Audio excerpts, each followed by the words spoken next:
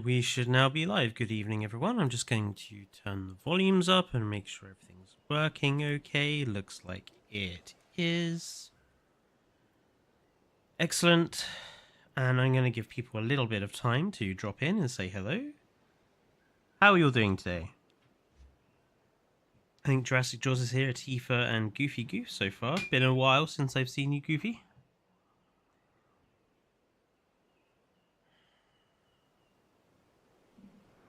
How's everyone's Sunday been?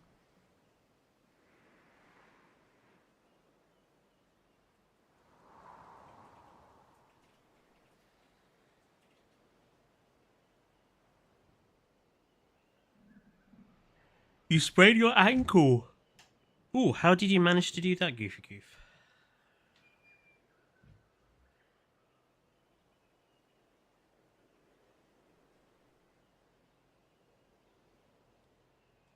Hello, King Giga.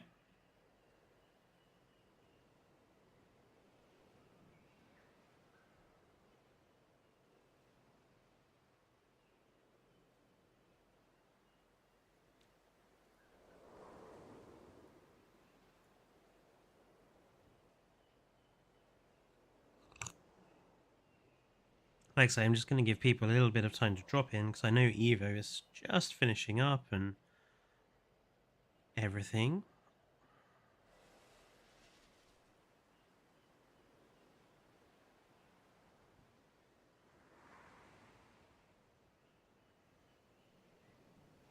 I do hope we have some actual people in who have watched the retrospective review, otherwise today's conversation may be a little weird.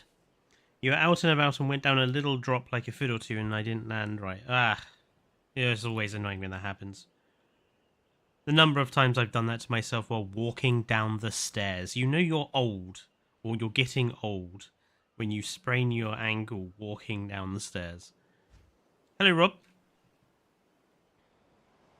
So, yes, today's job, I wanted to have a bit more of a sort of conversational sort of, well, King Giga, that's not very nice. You know? A lot of effort goes into making content. Anyway, as I was saying, today I wanted to have a bit more of a conversational sort of stream, so I didn't want to be dealing with anything that's like too over the top. So I thought what I would do is come back to Isla Sodor and improve it, because this was made without the benefit of Kyodenics, fence mod, etc, etc. And there are certain parts of this build which I'm not particularly happy about how they came about, especially some of the areas around here. So I thought I would come back, remake some of these zones, and while doing that, talk about the retrospective review and talk about my conclusions, and yeah, just kind of have a bit more of a relaxed stream. So yeah, we're just gonna go around and basically get on with it.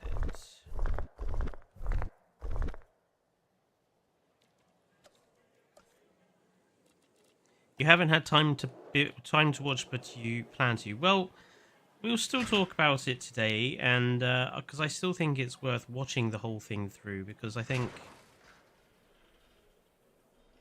even if you don't necessarily agree with some of the things I say, I think it's a good sort of historical sort of look at things, and will certainly put you in a good position when Jurassic World Evolution 3 finally comes out, to sort of be thinking about that. I think I want to use these log walls for the perimeter walls. I think they suit the style that I'm going for here. Hello, Guillermo. The retrospective video was so intense, so much effort. Thank you, Rob. Like, it is it is one thing I would say to people who maybe don't necessarily do YouTube. People who make content, and now I would never call myself a content creator, but for want of a better term, people who make content like myself, Evo, etc., you will be surprised how much effort and how much time it takes to make some of these things that we do. So it's always nice to get some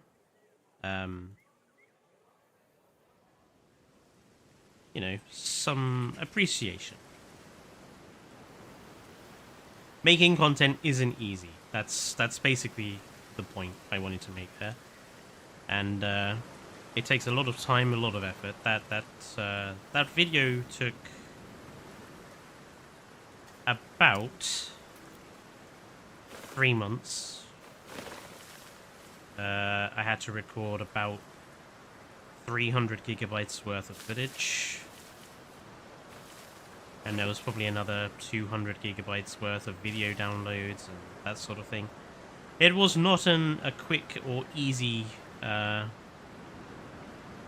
video to make, let's put it like that. And I know that 4 hours is a very long time for a video, but, the whole point of the video was to go in depth about the whole game and the whole of its development and stuff. And 3 years is a lot of time to sort of condense, so...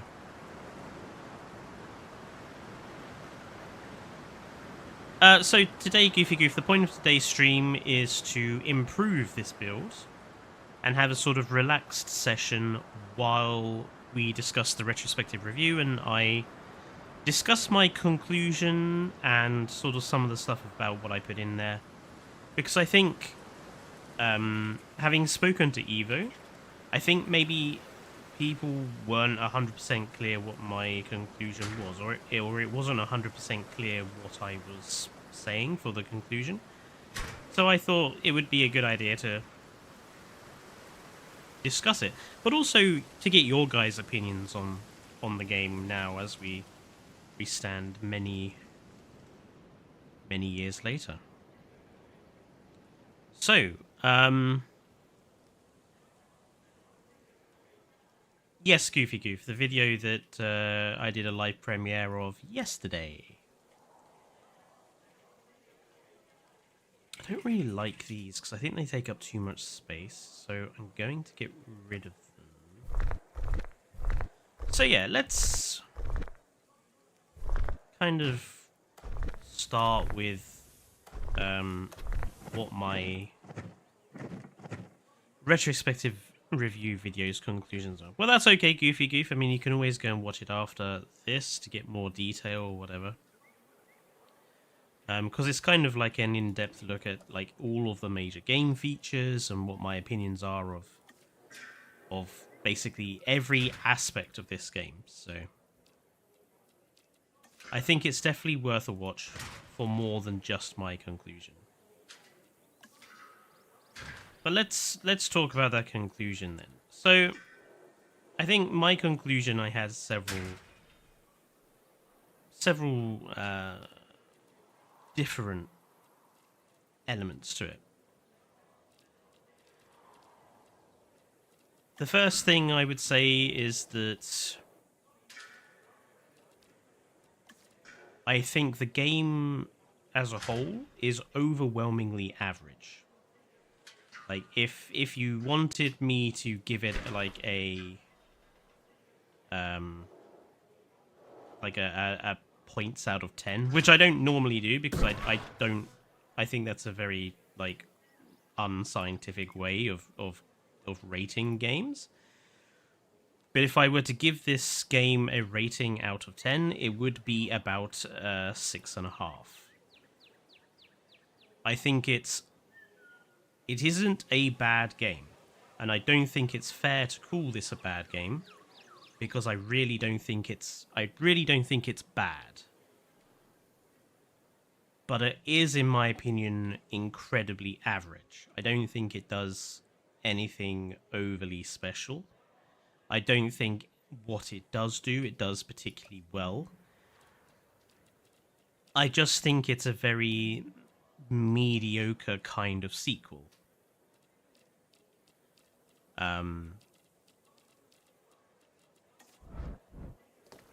Which sounds harsh,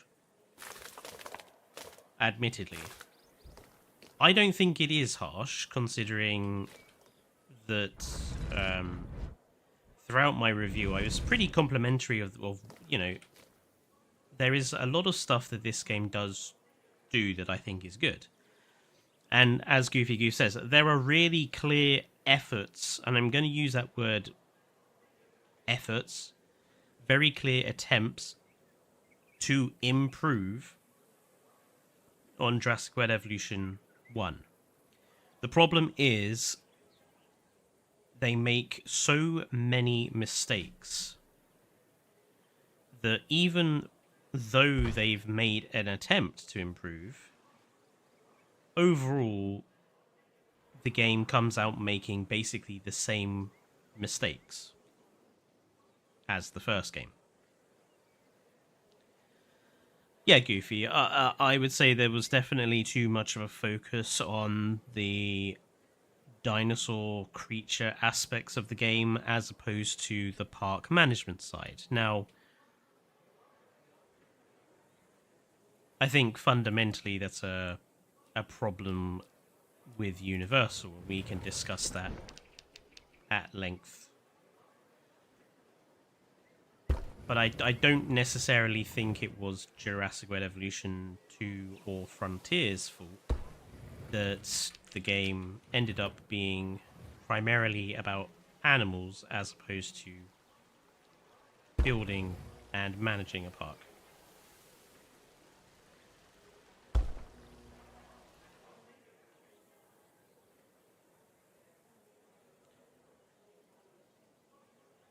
The second thing I would say is that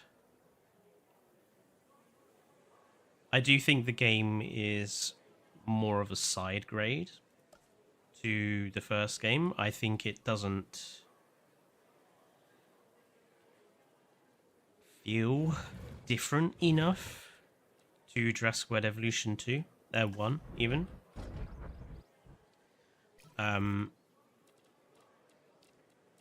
I think in many respects it's... Hello, Nicholas. Hello, Joshua. I think in many respects we can look at this game as Jurassic World Evolution 1.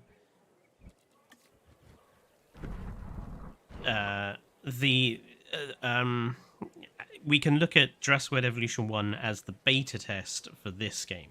So in reality, to me, this game is what Jurassic World Evolution 1 was supposed to be, and Jurassic World Evolution 1 was always only ever an alpha testing sort of affair.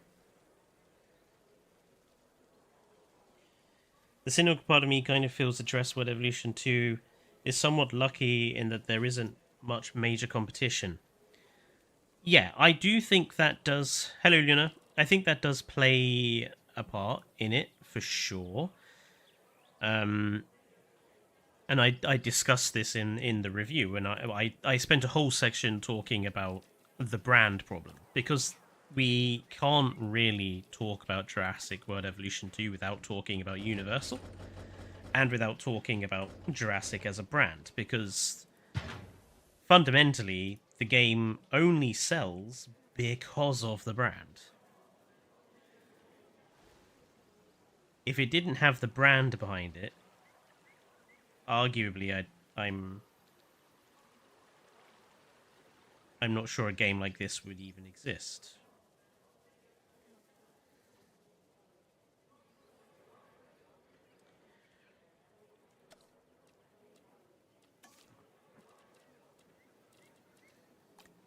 I really do wish we had some different types of planter here. But we're just going to have to go with what we've got.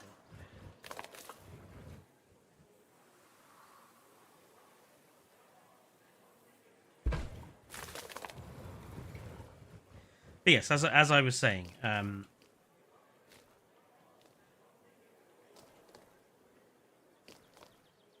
What was I saying? We were talking about Jurassic World Evolution. Oh yeah, so fundamentally I don't think this game innovates enough, which is where I think most of the negative criticism comes from.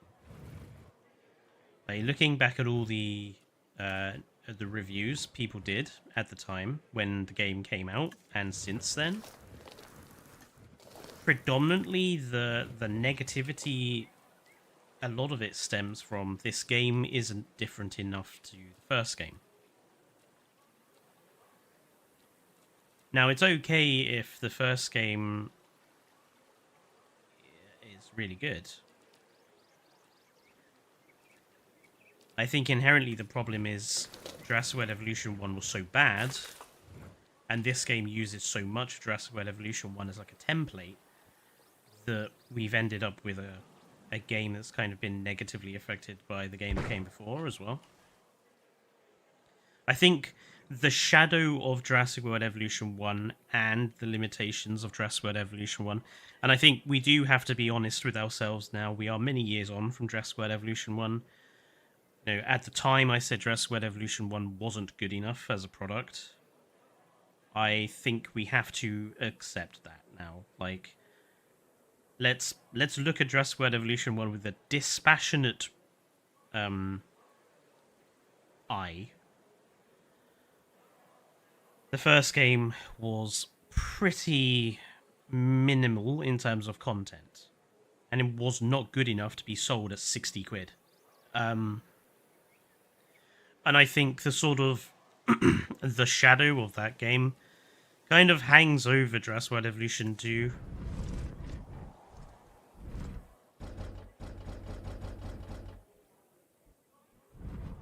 And fundamentally, that's what I meant in my review when I said that I think the biggest problem with this game is the number at the end of the title. Because if this was just Jurassic World Evolution 1, then arguably I would be a lot better disposed to it than what I currently am. But because this is a sequel to a game that I have some significant problems with, I think that it doesn't help Jurassic World Evolution 2 either. Get the spacing of these tables and chairs right. Maybe this one needs to be moved further down here.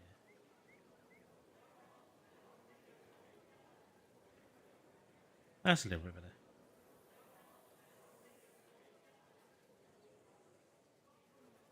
Yeah, I think that's better. I'm going to leave these planters here around the memorial to John Hammond. I think that's pretty nice as it is on its own. Oh, no worries, Rob. I wonder if that's where everyone is at the moment. I'm doing okay, Luna. Thank you for asking.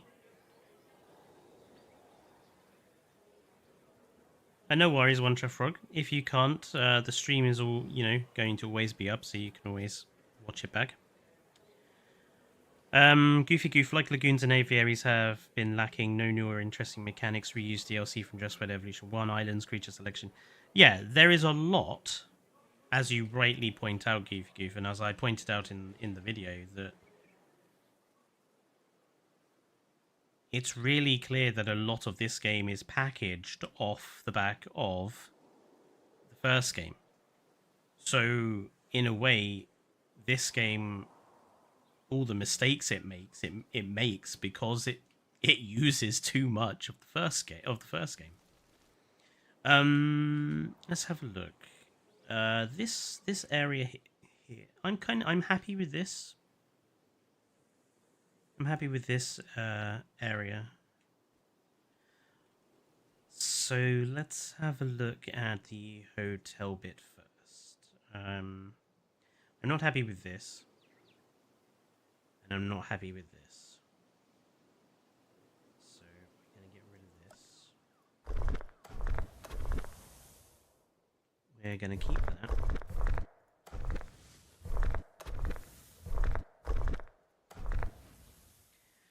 The other cynical part of me also kind of wishes that Frontier didn't sign on to Jurassic World and instead reserved Dinosaurs Prehistoric Life to Planet Zoo. Yeah, Dino Man. You raise a good point. Like, if Frontier had decided to come out and make a Planet Dinosaur in the same vein as Planet Zoo, then obviously it would be a better game, but it wouldn't be as popular. This is the thing about Jurassic World Evolution 2. Its strength is simultaneously its weakness. Its biggest strength is that it's so easy to play, but that's also its biggest weakness. Like, it's popular because it's simple, but it's also too simple. And I don't necessarily blame Frontier for getting it wrong, because trying to make a game easy to play but also not easy to play, you know, it's going to be difficult to achieve that.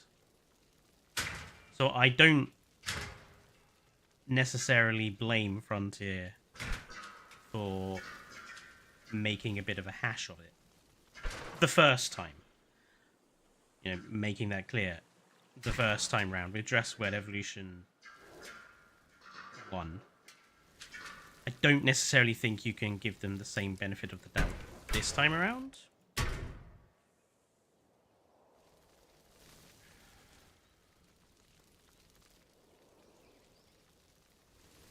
Trying to find a fence I like.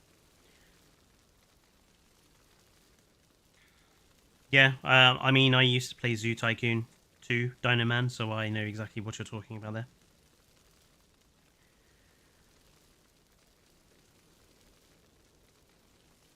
I feel like Planet Zoo does not need dinosaurs, but maybe another kind of Planet game. Yeah.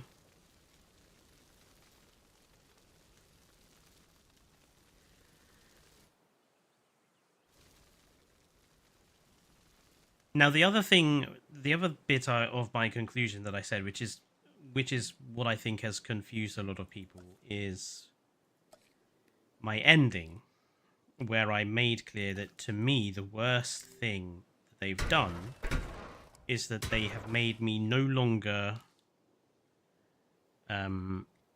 accept deluxe editions, no longer accept buying the game day one, any game day one, no longer trusting Frontier anymore, and that with Jurassic World Evolution 3, I'm not gonna buy it if they don't convince me it's worth buying. That for me is like the worst thing that they've done with this game.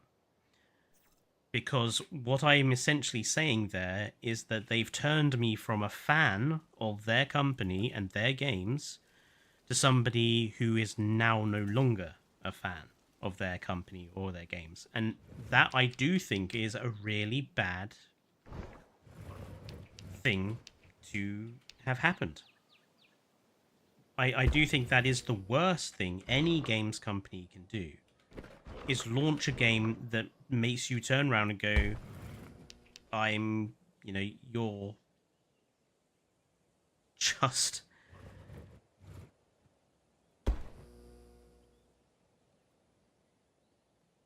the same as the others.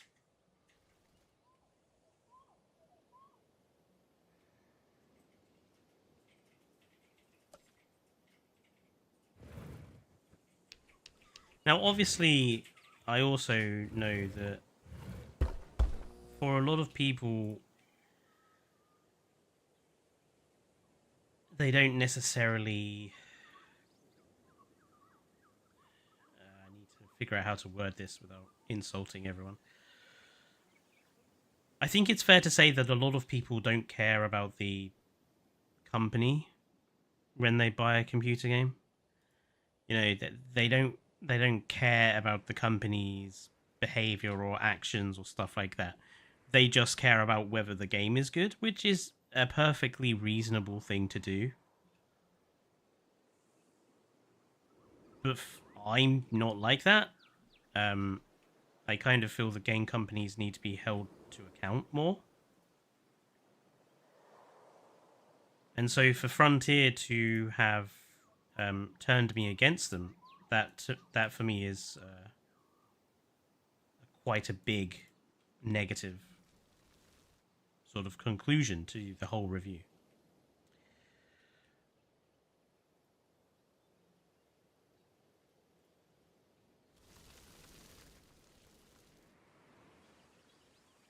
I think this is okay. I think I want to put some flowers or something here. It feels a little empty now.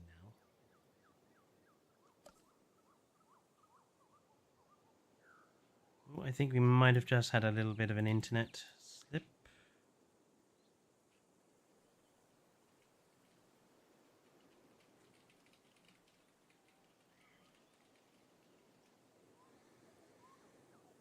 I think we're okay.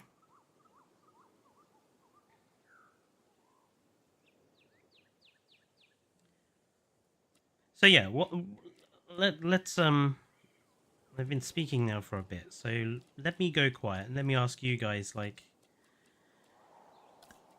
being dispassionate about it as much as you can. Like, when it comes to Jurassic World Evolution 2 and Frontier,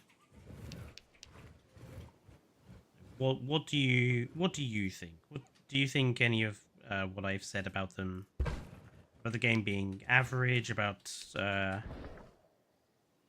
them basically betraying my trust and me no longer liking them as a game company? You know, do people think what do people think about that, basically? I'm curious to know, so give me your thoughts. Totally valid. Obviously, I also want to know what your thoughts are, so you know, do let me know what you think about this game as well.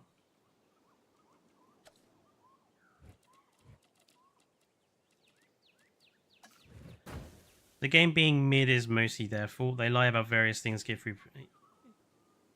Yeah. I think that is a good way of saying it. The game is very mid.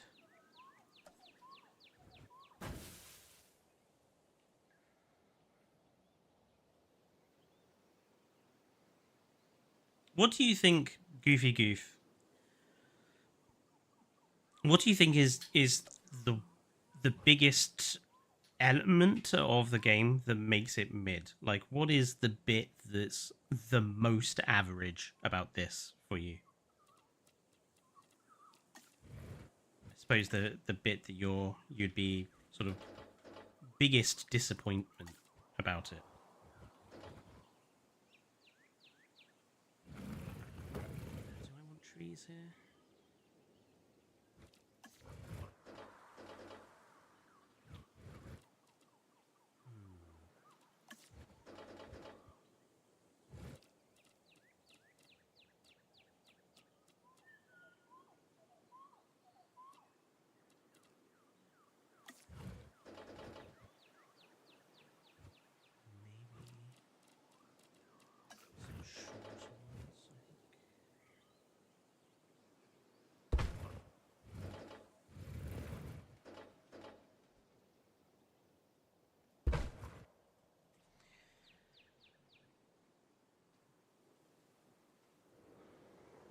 They have such a focus on showing that the game is a Jurassic Park game and not actually showing us anything interesting. Yeah.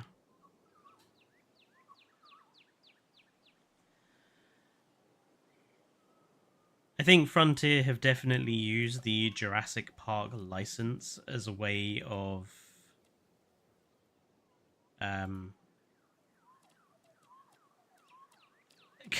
kind of protecting themselves in a way.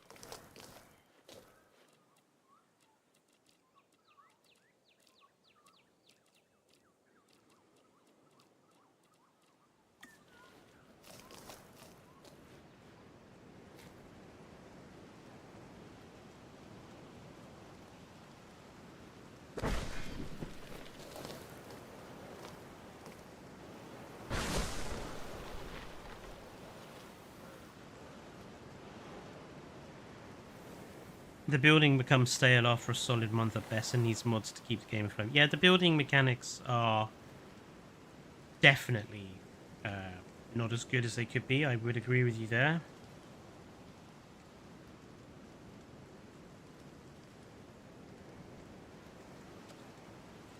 I think what would have really helped in regards to the building is if they had applied the amenity decorating system. If they had applied that to more buildings so that we could have had more buildings that we could modify in that way, I think that would have worked so much better. Make these a little more central to this area here.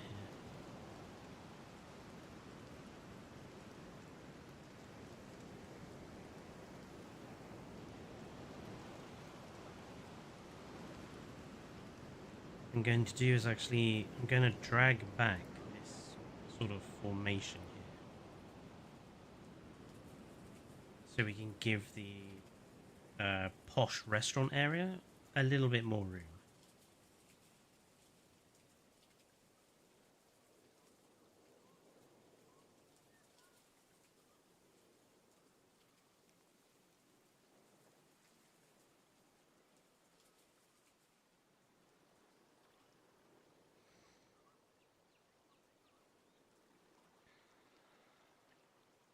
Creature choices and free update choices, yep.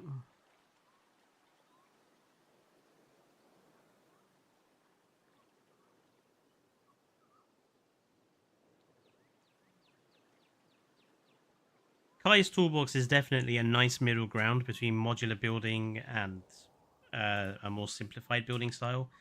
Honestly, I think that's the best thing that they could do to this game.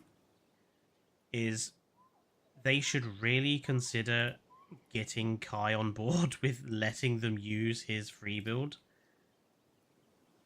or just add their own free build. Like just add it into the next game. Like everyone will be so happy if they did that.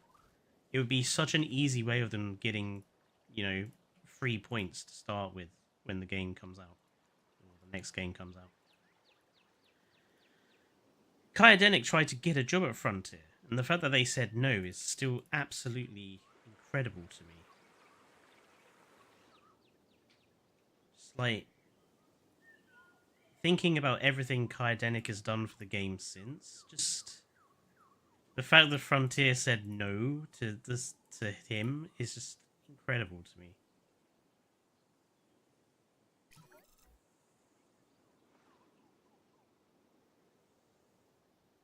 Yeah, that's a little nicer now. We've got a little bit more sort of walking area between these tables, which is what I want. I'm going to get rid of these two,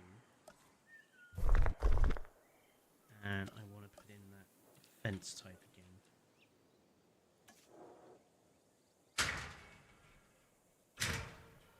Why are you not?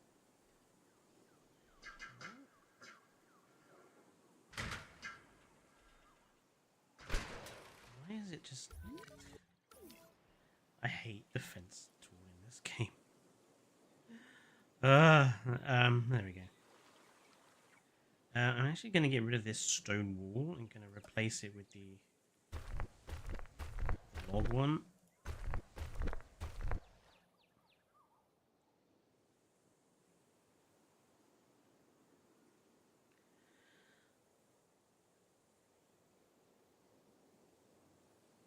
Yeah, I mean, you might have a point there, Joe.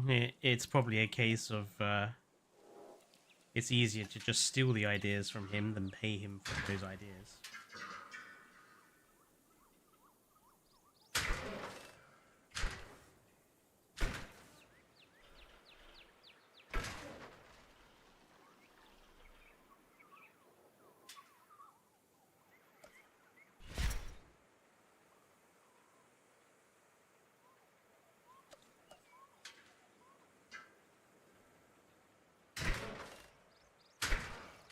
There we go.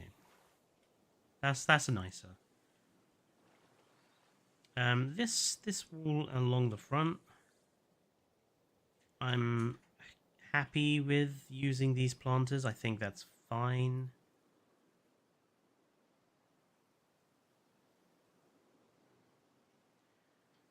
This bit here, though, I'm gonna get rid of these rocks. They just take up too much room, and it looks messy. I'm not going to use this wall, though. I want something a little nicer than that. So I'm going to go with the log wall.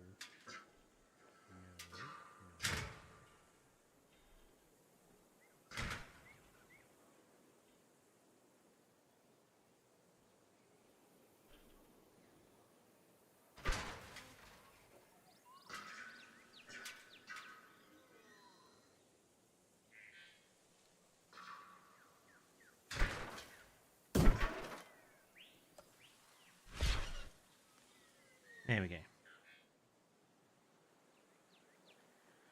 We've got a little bit more room to play with here.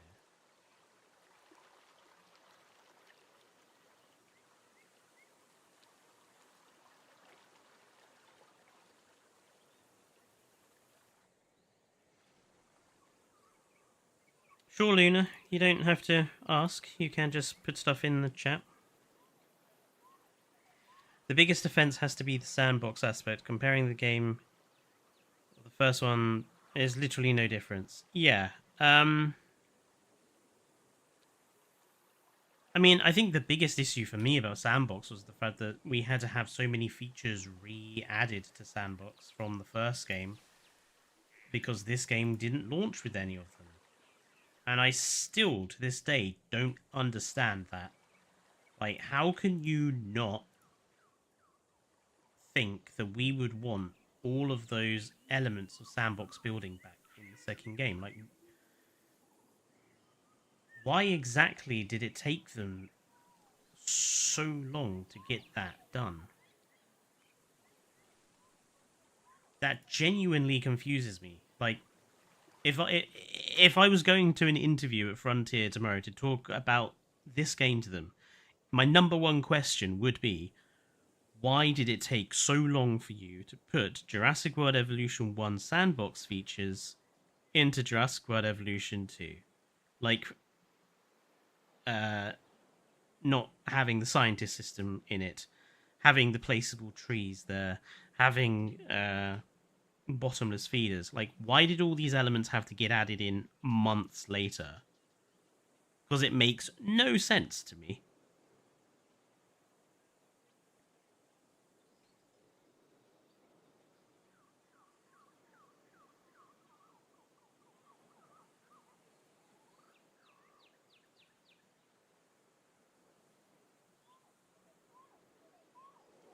Need something else here. Like, I would love to have a children's playground up here, but we don't have any children's playground, items, so... I must remember that I can use these gazebos and stuff around places.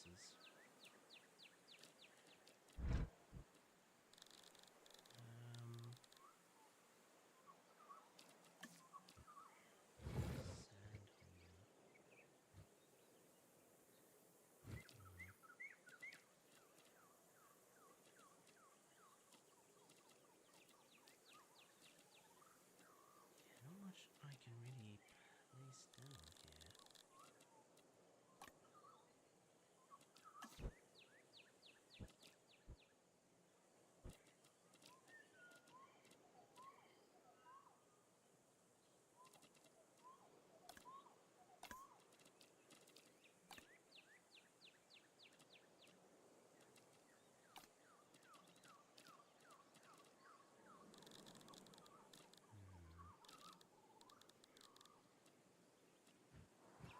Just leave it like that.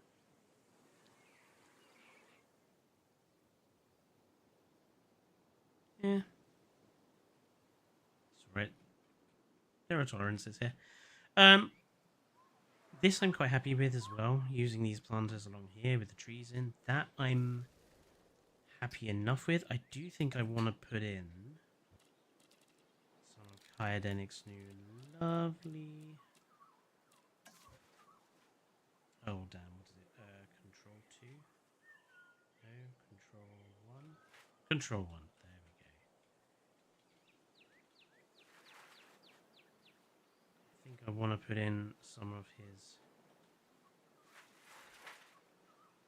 wonderful binoculars here. Just obviously because there will be dinosaurs down there. So.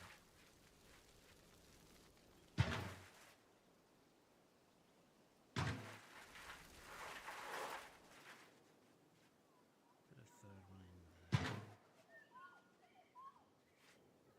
Lovely.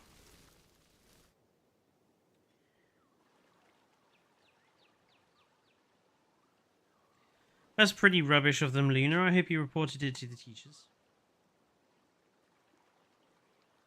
Loki, we need to boycott Frontier. Or at least make Fletcher head of the company. Look, obviously...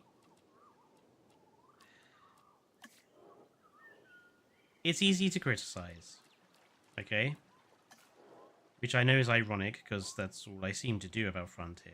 It is easy to criticize, and I do accept that...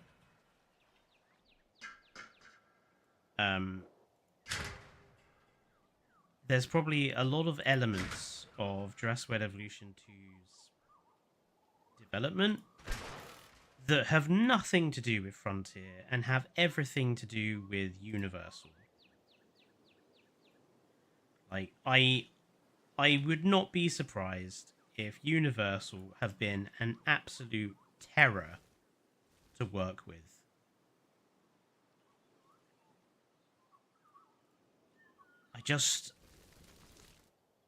I suppose I wish if they had been that bad, the Frontier would come out and admit it.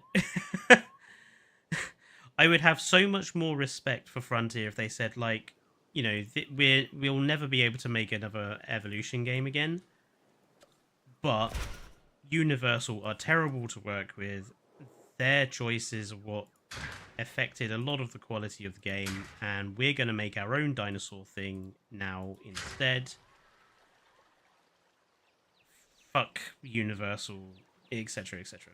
You know, they won't, but I wish they would.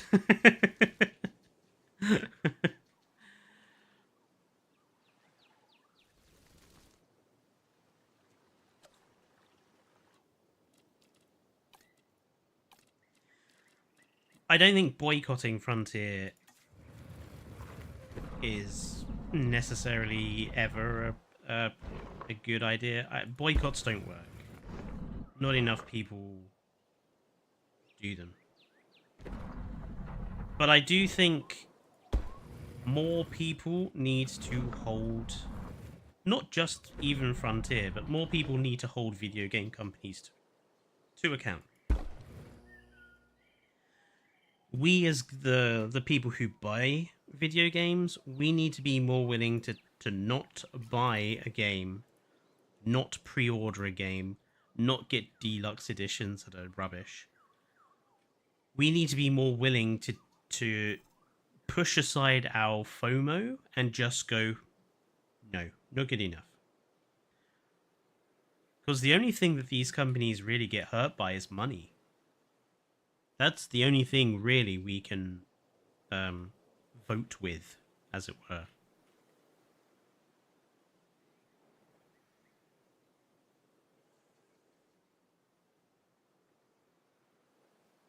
Okay, this bit I'm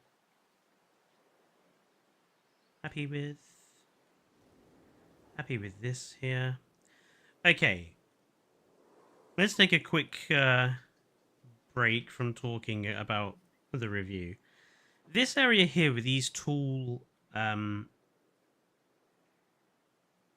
mural walls, I'm not sure if I like it or not. I think I kind of like it, but also kind of don't. See, I've done something similar down here. I'm not sure I like the use of these mural walls down here either, because they're just really, really tall.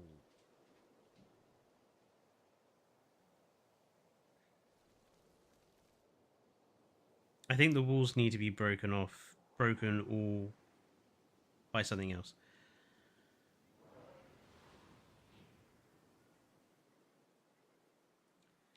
See, I would replace it with the stuff that Evo's made. The thing is, as much as I love these wall sections, they're too short.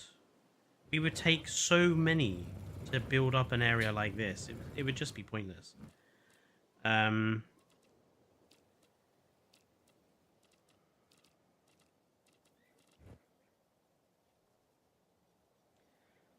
the green mural with the raptor. Maybe?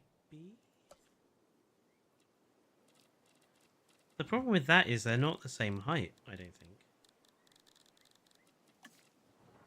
Yeah, one's a lot shorter than the other.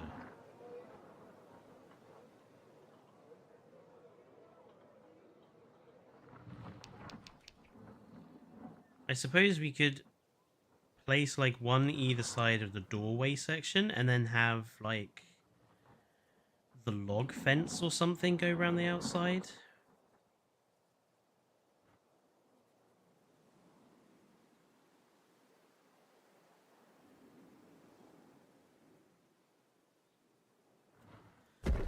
How tall is the log fencing?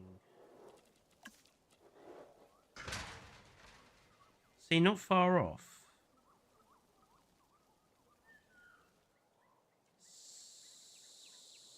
Okay. What I'm going to do then is I'm going to very carefully move these. I'm not going to delete them just yet. I want to test how it looks first.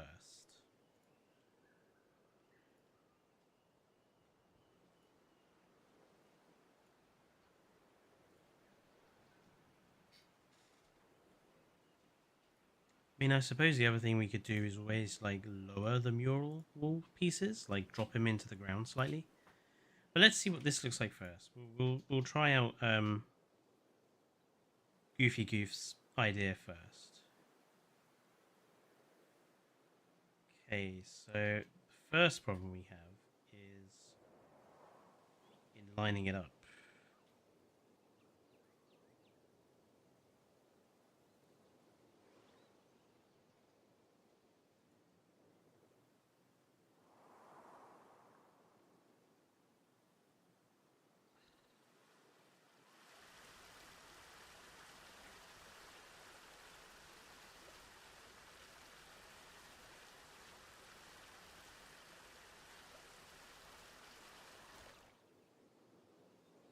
See, because the fire is going to be... The fire is the problem. Hiding the fire on these edges. There we go.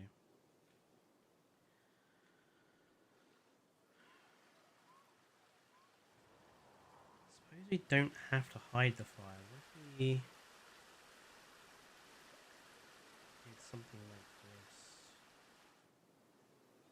Then we got this awful line in the front here. Goofy Goof, I'm not sure your plan is going to work.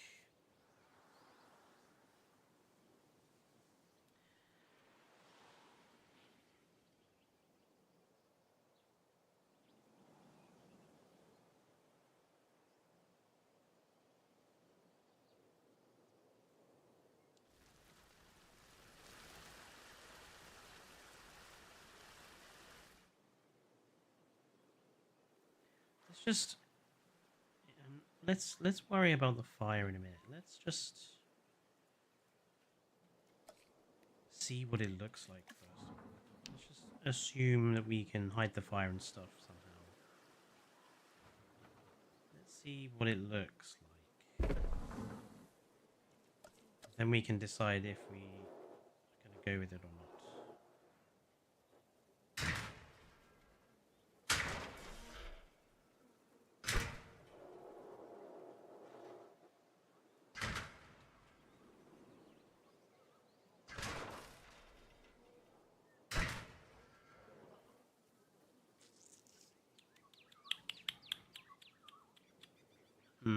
I don't like that. I don't think it works. Maybe if we use a smaller wall section.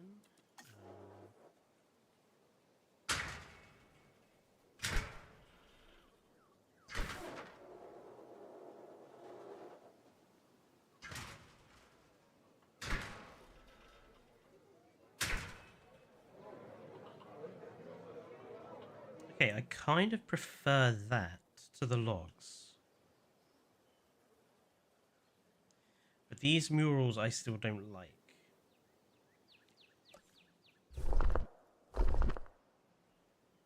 So maybe the answer is to use the height difference like I suggested. Let's put that one there, and then let's just like drop it like maybe just in. I just want a little bit of a concrete at the bottom.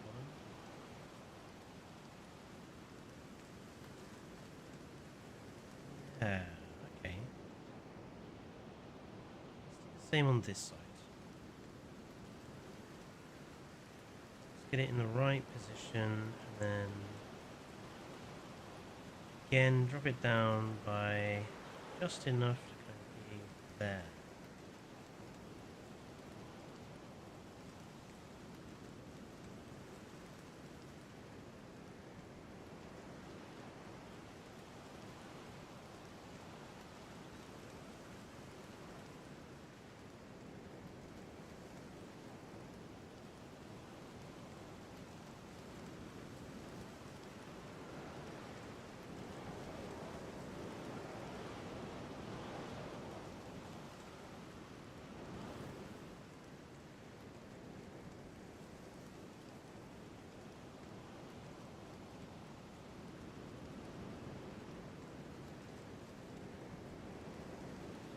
I think that's better.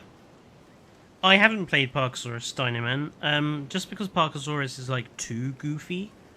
I have a there's a level of goofiness I can accept, like something like Mega Aquarium or 2 Point Museum. Like it's a level of goofy I can handle, but if it goes too goofy, like Parkosaurus, then I just can't really get into it.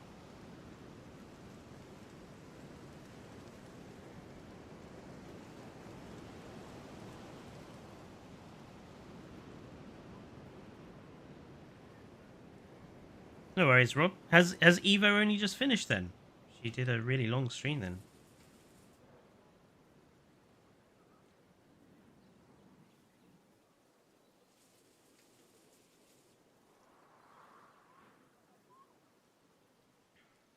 I think this is better than that solid wall.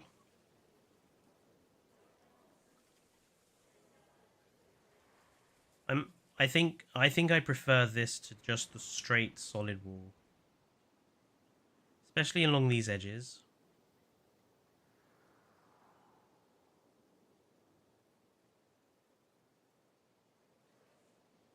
I think it looks nicer. I think it looks a little bit more open.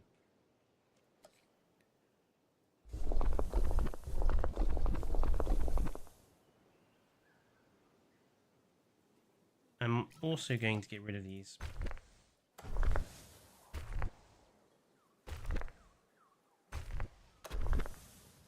And we'll put in... What does it look like with the log fencing now?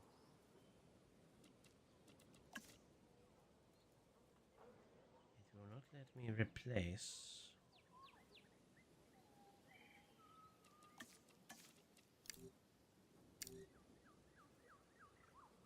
That's a bit strange. Let's see what it looks like with the log walls.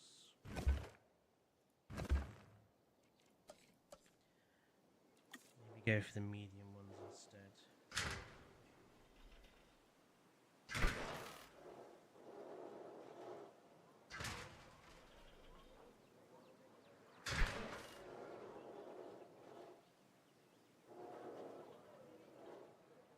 I think it looks even better with the logs.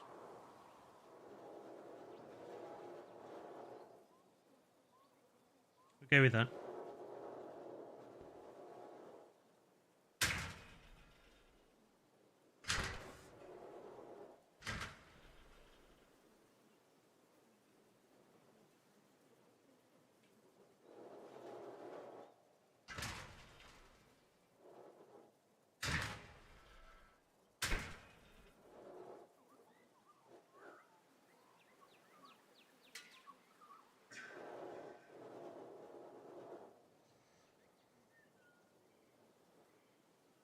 What would Jurassic World Evolution 3 have to do for it to be, in your eyes, a successful game? Don't give them the benefit of the doubt and say, oh well, Universal though. No, just give everything. Okay, well, to be a successful game, I suppose, are you asking how I think it would be successful as a game, or what I want personally? Because they're two different things.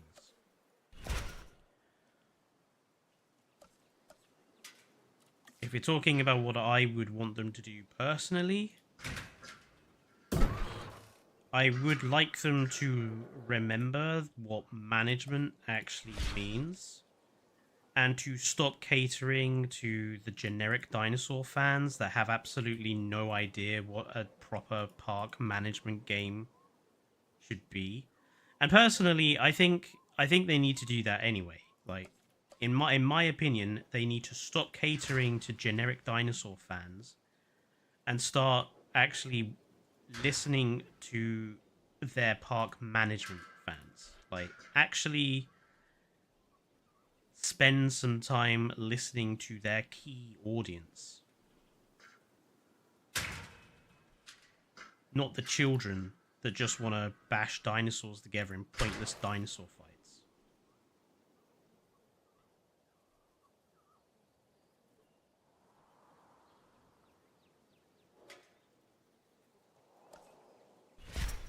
Maybe I should keep using the wall sections with this. But I kind of really I need a reference to length. So that long. About that. Okay.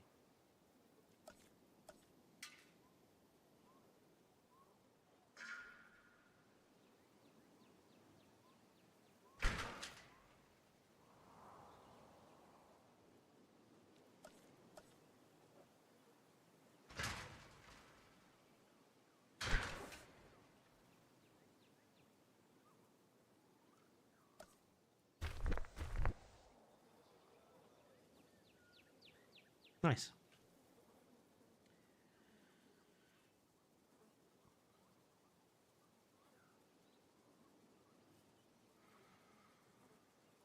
I mean, I'm actually not for next week, because next week is stream week, which I'll talk about more in a little bit.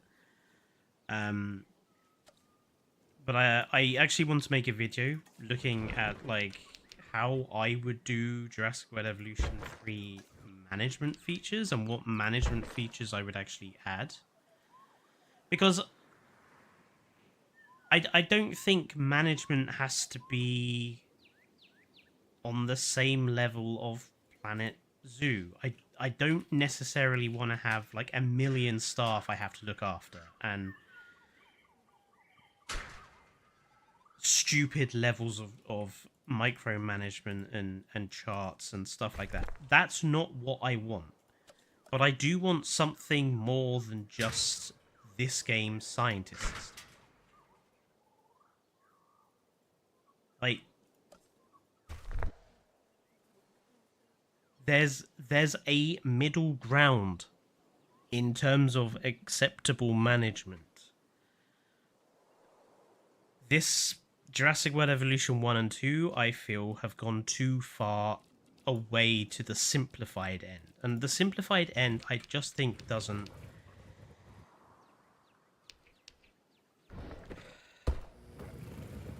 I think because the management is so simplified, I think it makes the game boring. And kind of paradoxically, I think one of the reasons why so many players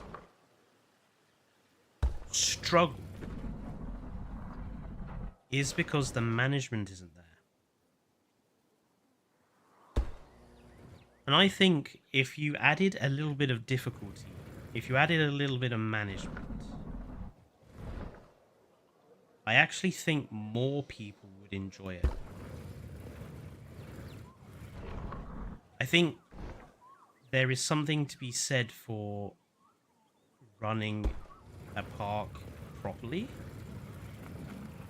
Like, I see on Reddit, a lot of people, they don't like playing Sandbox because they want some challenge. I think the element, the important bit is to add an acceptable level of challenge that doesn't turn people off, which you can do. I think it is possible to do it. You just have to put some effort into it, you know.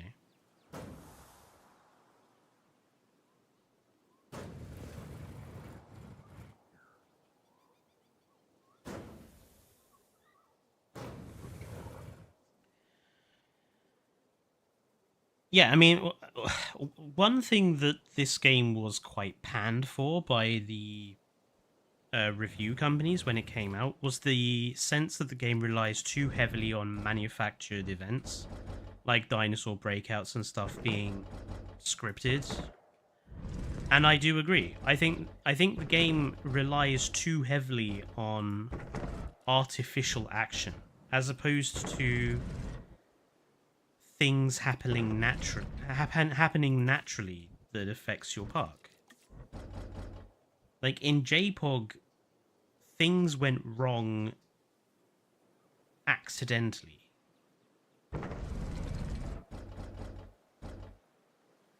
And it just made the game feel so much better.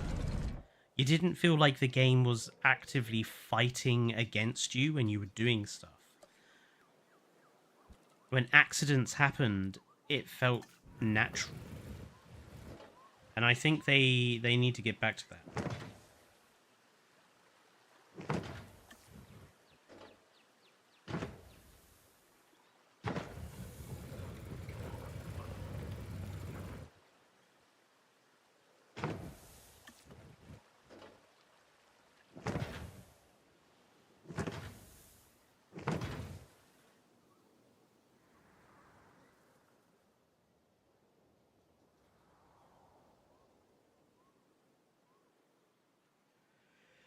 Yeah, the management part is fundamentally lacking, Dinoman.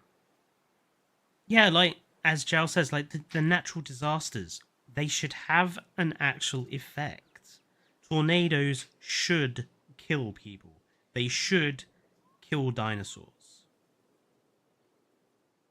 Like, there's no point having natural disasters if there's no consequences to it. The reason why people who play city builders love having natural disasters is because they love building a city and then watching natural disasters destroy it. When a natural disaster hits in Jurassic World Evolution 2, it doesn't do anything. Fundamentally, your park is still there. The buildings are still there. They might be damaged, but that's it. The dinosaurs are all still there. The people are all still there. It doesn't do enough. I also think it becomes too predictable what types of extreme weather event you're going to have. I quite like this ring of stonework and stuff I've built here, so I'm going to leave that where it is. I like this enclosure. But what I am going to do is get rid of these hedgerows and put in Kaidens.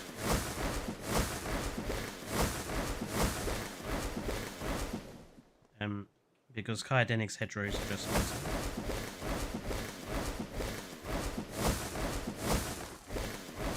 Like, let's actually spend a little bit of time doing some Jurassic World Evolution 3 sort of hypotheticalness. I'll let you guys into sort of one of the management systems that I think would make the game really interesting. And that is to add water filtration and water temperatures to the lagoons.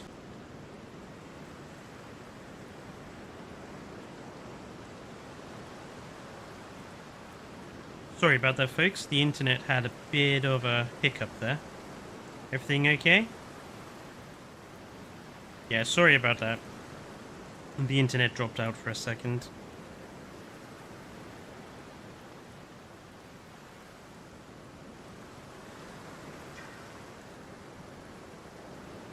Anyway, as I was saying, so yeah, one of the management things I would add is water filtration. So Whenever you build a lagoon, you have to have it connected to a water filtration facility.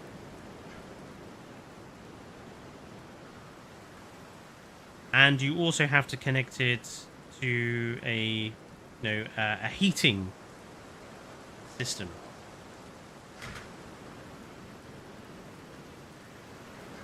And the size of the lagoon will obviously, and the animals you put in it will have an effect on how much filtration the lagoon needs. And so you may have to build more than one filtration facility or upgrade the one you're using.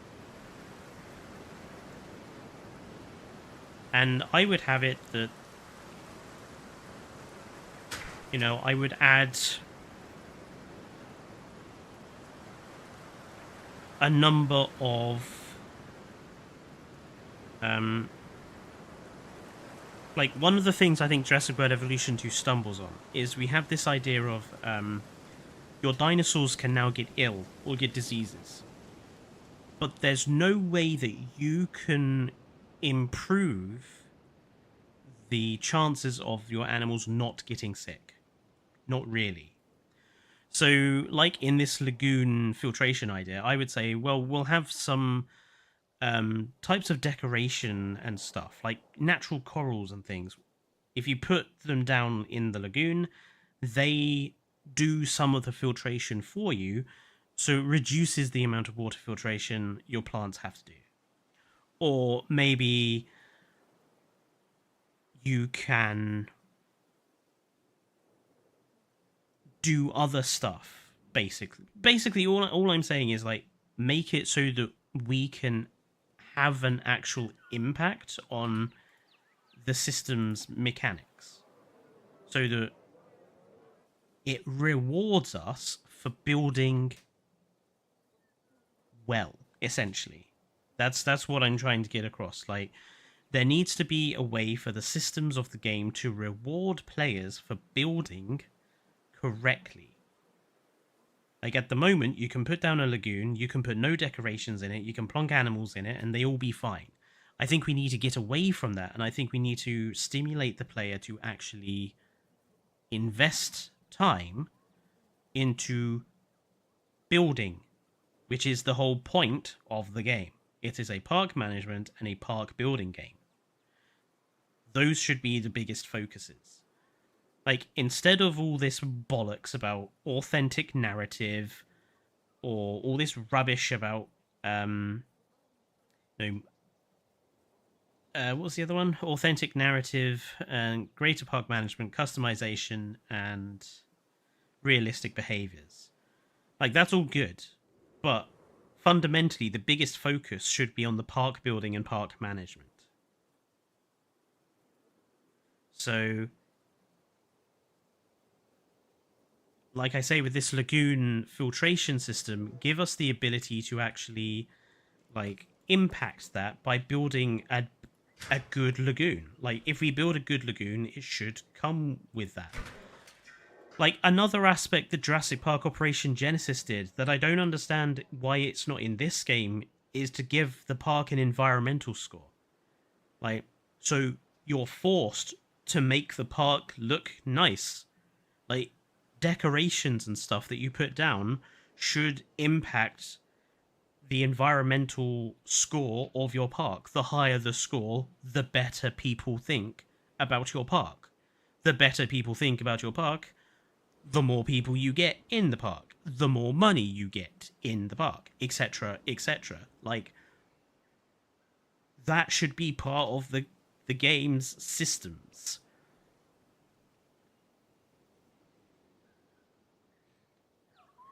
It would be really simple to do. All you need to do is, like, give decorations a particular value, and just do it based on, like, an area effect, and that's it. Like, that would work really well as well. And you can then attach that to the environmental systems as well. Like, why can we build lagoons in snowy maps and the water not freeze or everything be okay. Like, we should have to worry about this stuff.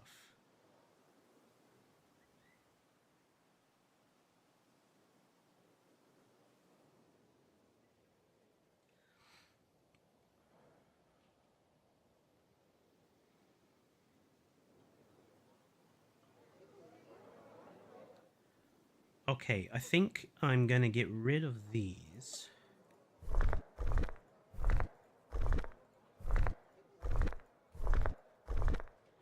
And replace it with the log cable. I mean, one of the biggest features of management that the game really needs to have is economy features. Like, why do we still not have any way of impacting how much we charge people for coming to the park? Like, why don't we have any economic controls?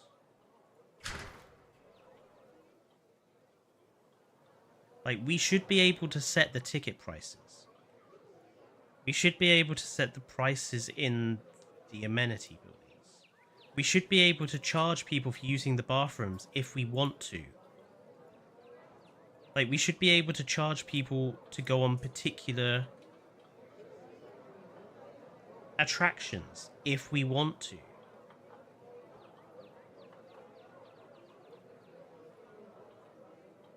Like, they need to give us control of our income.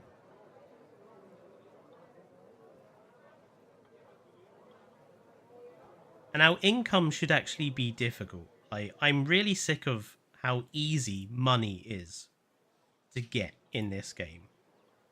Like, there's no challenge to the economy side of this game at all.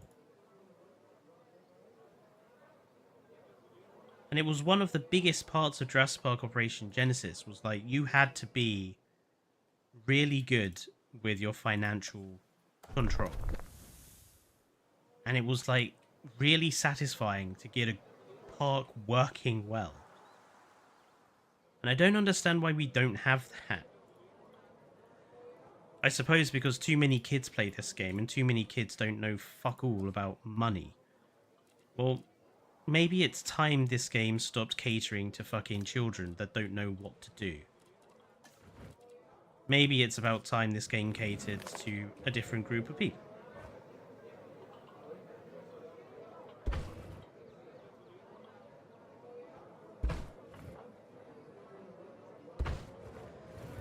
But then the Jurassic franchise is a franchise that's aimed at children these days, so, you know, it is what it is. But if the next game doesn't have any basic financial controls, okay then. Whatevs.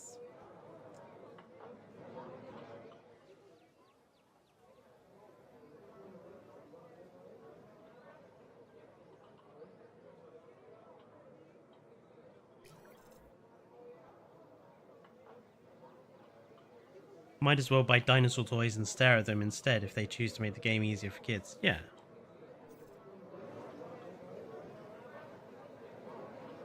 Like, the game is advertised as being Peggy 16. So Frontier themselves are claiming that the game is, you know, for teenagers and above. So I'm pretty sure the average teenager can handle economic controls of the park.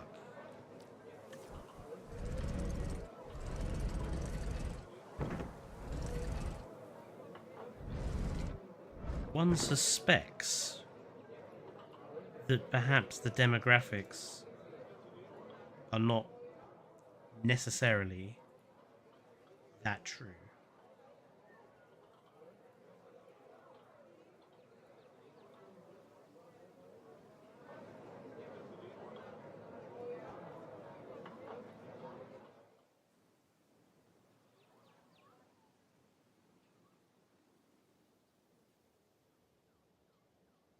That's nicer.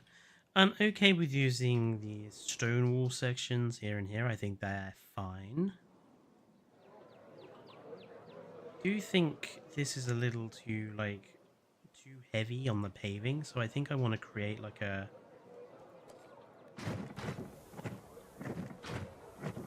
I see, those weren't even...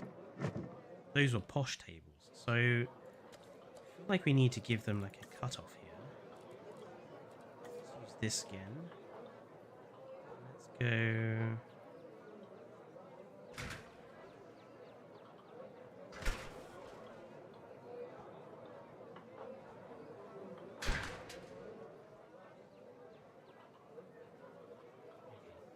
We'll move this one.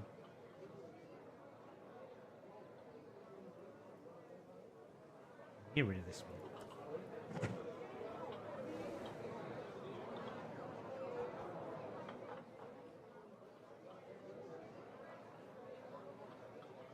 Oh, the chat is busy. I'm losing track of it.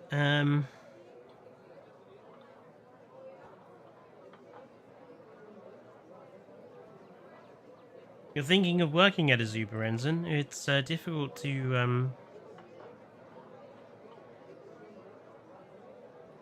get in there. It's a competitive field. A lot of zoo workers, I believe, are volunteers.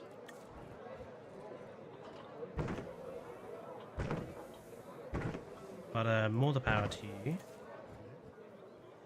Wish you best of luck. I wish I had never trained as a teacher.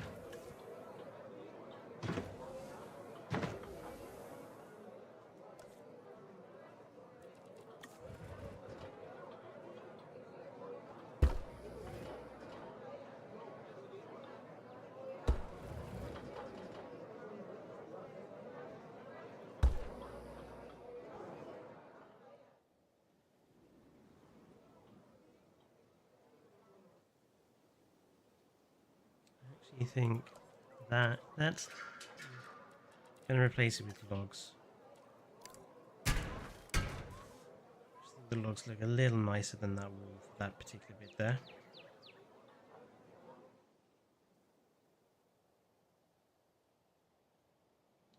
Or maybe we should just go with the same log cable.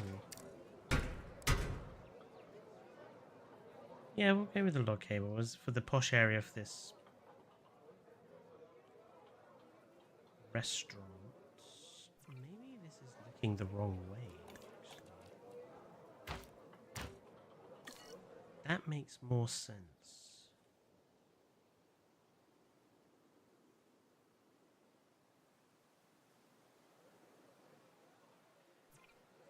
Change this to... Let's keep that facing that way, but let's have that facing that way. That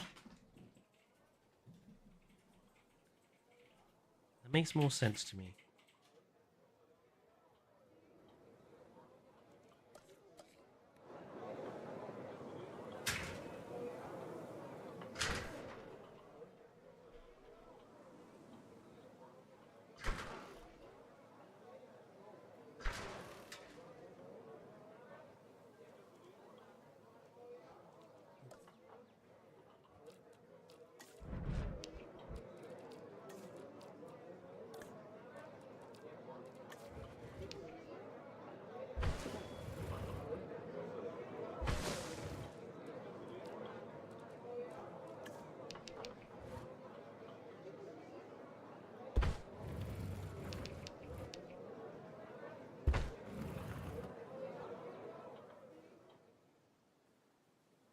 I think that's a little nicer than just bare paving.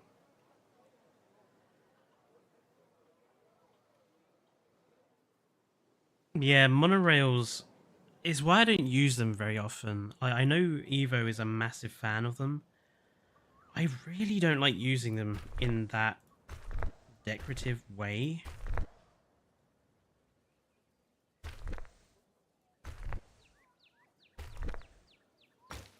Oh, you...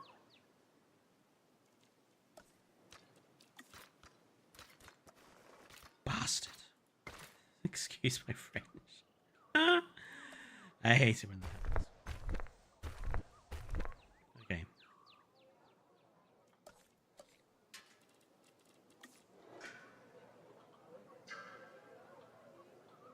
Actually going to get rid of this invisible fence.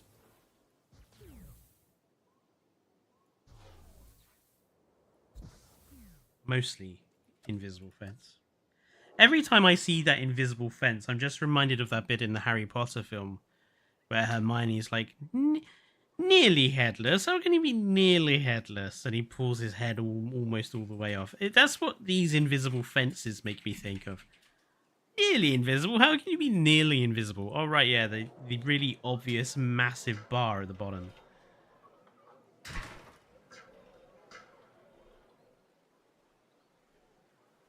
I don't really think invisible fencing is what I would call it.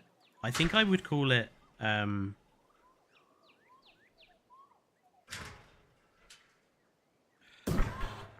maybe, I don't know, like,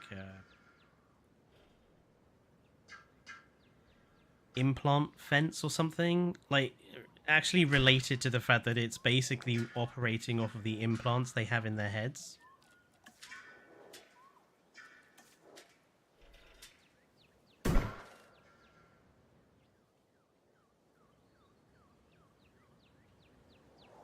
This enormous concrete fence I don't like.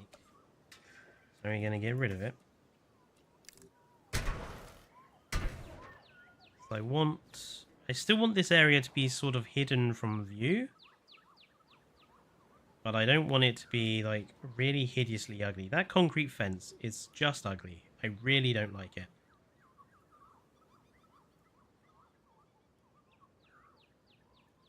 There we go.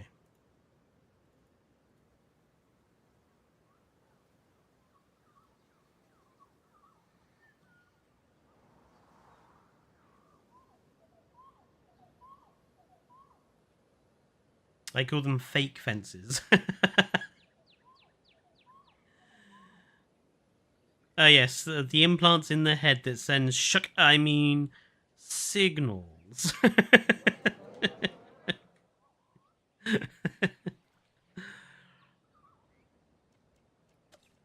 Yeah, they're not shocks. They're just really painful signals.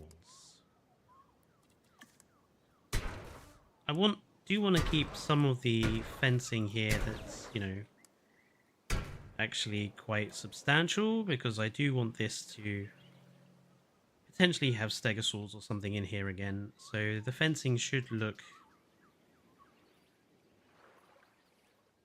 defensive, for want of a better term.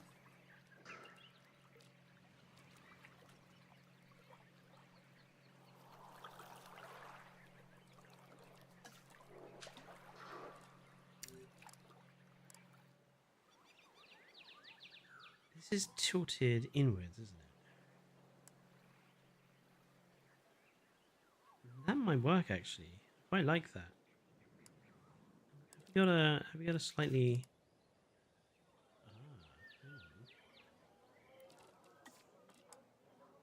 I think...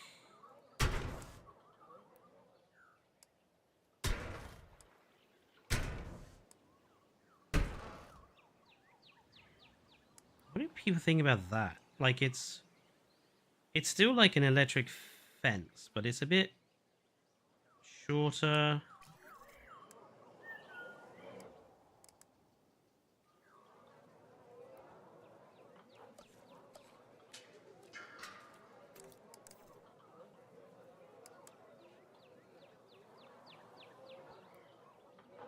Like, what do people think about that instead of that big wall fence? I think that actually works quite nicely.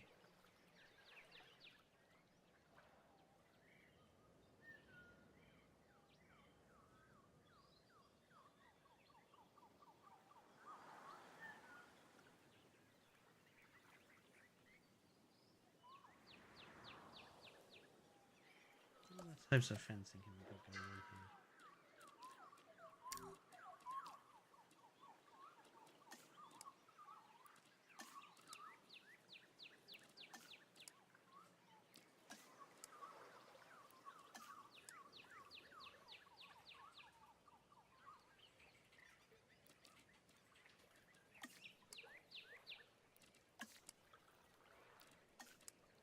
Way too much. The handrail fence, I think, is just too low. I think it's just not secure enough. Yeah, so I think we will stick with this type of fence. Why can't we put it? Why can't we put it here the right way around?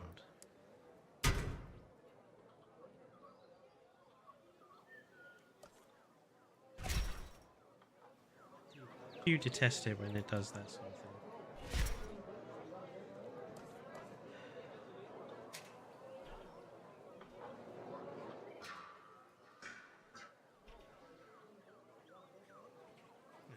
That's leaning the wrong way round. We have to go from this side.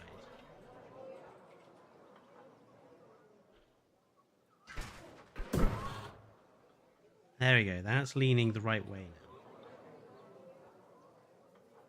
I think that's a happy medium between that really huge wall and a fence that looks like it could keep something like a Howangosaurus or something in. I'm okay with like these log walls here because I think if I did this all the way around, it would look a bit too harsh. But it's also pretty similar to the height of this log wall as well, so I think it works quite nicely.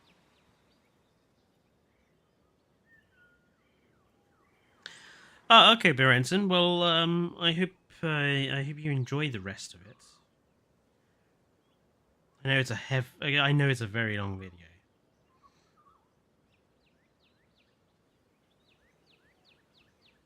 The modded fences look a bit funky when not used with the same one. Sometimes. But I think you can cover it up a little bit by using like light poles and decoration pieces, the occasional tree, that sort of thing. Like here we can just stick something like this in here.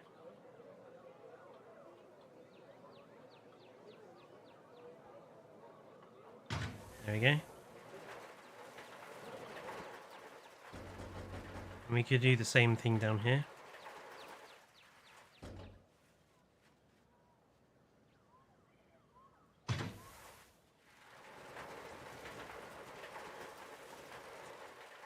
Just kind of covers up the connection a little bit.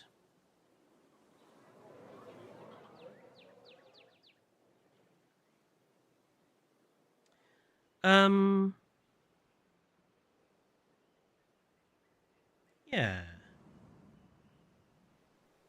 Oh, and back here, I think we need to get rid of this hedgerow.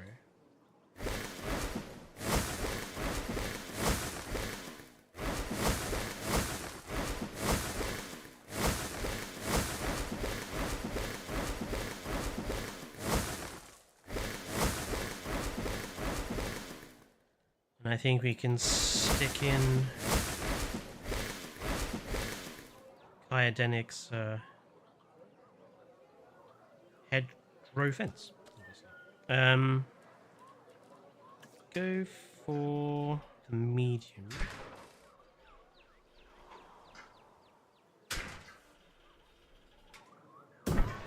There we go. Looks better, doesn't it?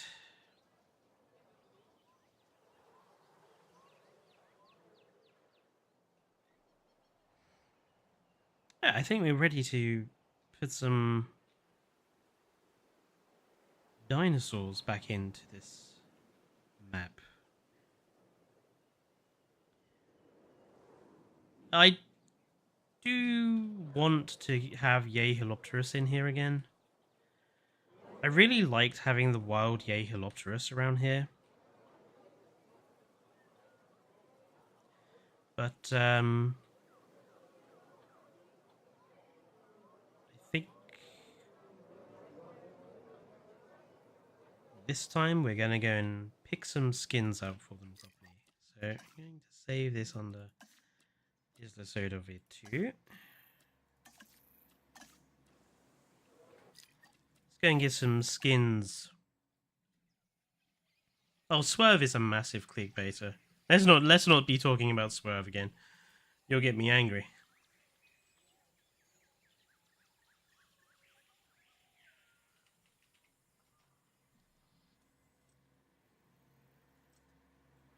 Yeah, oddly enough, like we would I was talking about this to somebody else. Like, we saw the picture, and they were like, "Oh, Swerve is totally gonna use that in a thumbnail."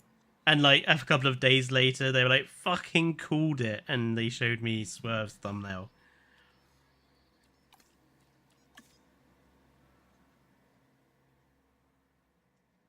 He's a massive clickbaiter.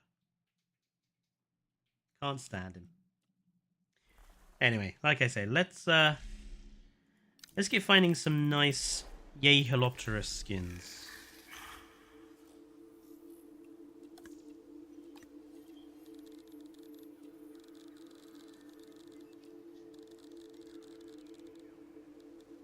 Let's have it flying. Let's there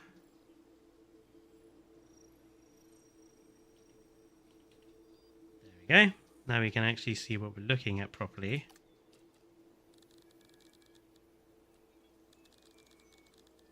There.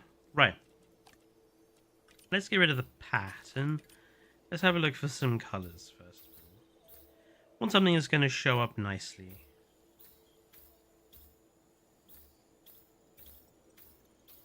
I quite like these Chaplin Valley ones. They're I quite like the orange and grey.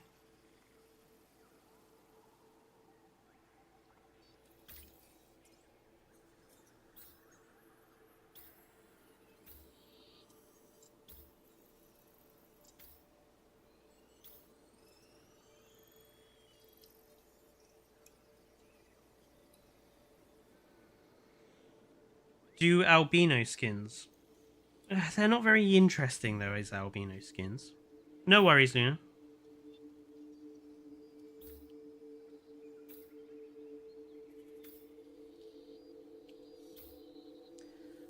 Like that.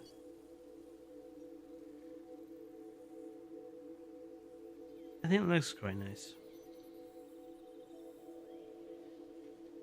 So yay halop. We're gonna have 3 different varieties in here. So we're gonna go Chaplin Valley and Lithobates.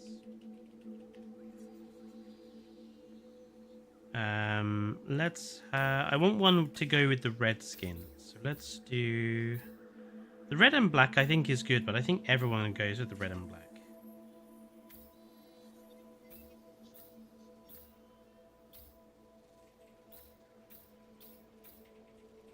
I quite like the white and black. I think the white and black stands out really well.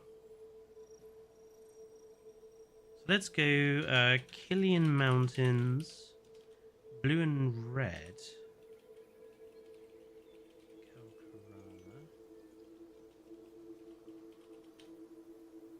And I do really like where is it? This one. So let's do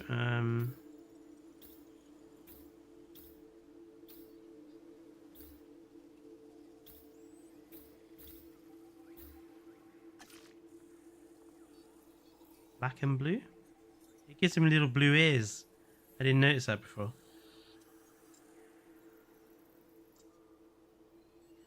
Oh god, that mutant. Yukon River and Hello Phylax.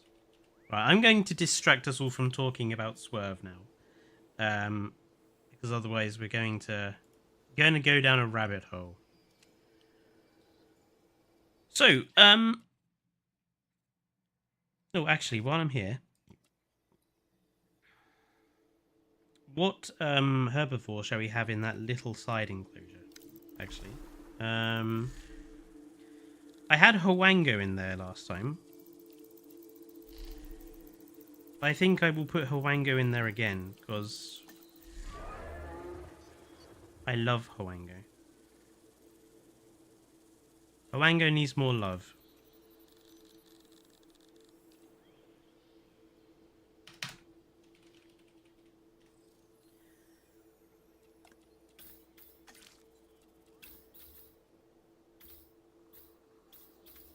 I think we have to have the classic Jurassic World Evolution 1 pattern.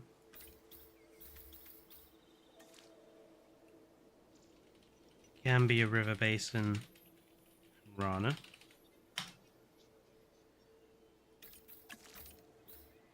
Let's go with a...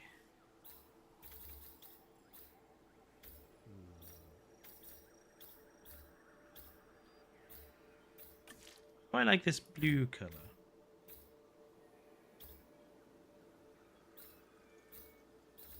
Honestly, I think that blue, it works with that pretty nicely.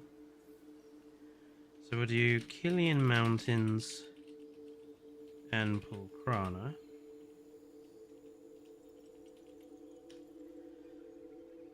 And we'll have a single special, like, skinned one. Let's do...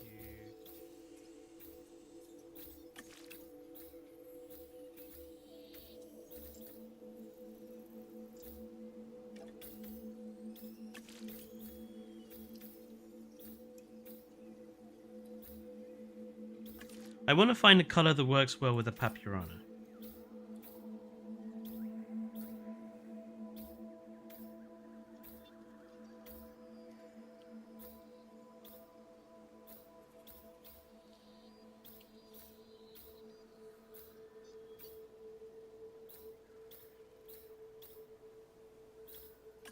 None of them really work well with that.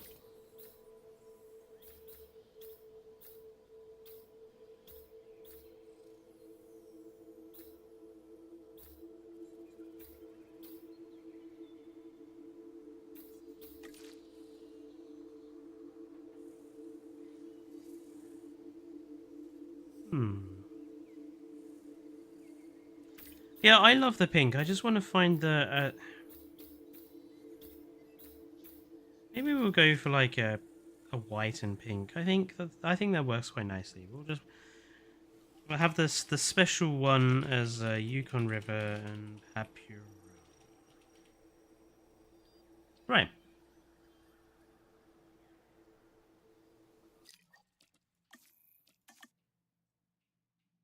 Anyway.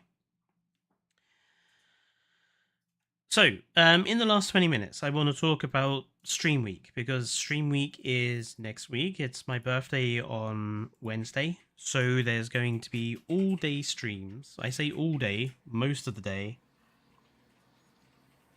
running every day next week. They'll be starting around 1 or 2 o'clock British time, and lasting to 9 o'clock British time. So we're not going to do like it was last year, where they went until midnight, just simply because by the end of that week I was so exhausted. Like, it took me a solid week to recover from Stream Week. So this time round, there'll be sort of like, it'll be from 2 till about 9 with a break in the middle. Maybe I might start some days a little earlier and go a little later. We'll see how it goes. Wednesday, me and Fallout will be the ones who will be here. So we'll be playing Grip and we'll be playing SnowRunner. That's going to be like, we've already decided on the 2 games for that day. And I've already decided that tomorrow I'm probably going to do 2 Point Museum, at least for the first half of the day. And then probably the second half of the day, probably come back to this.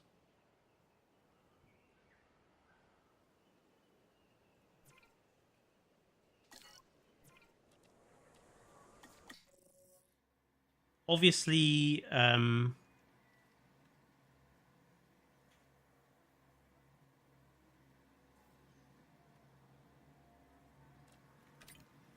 we'll be playing the Isle as well, probably in Stream Week 2. That might be like one of the longer days where I might just be I might just spend the whole day in an Isle server and see what sort of shenanigans we get up to.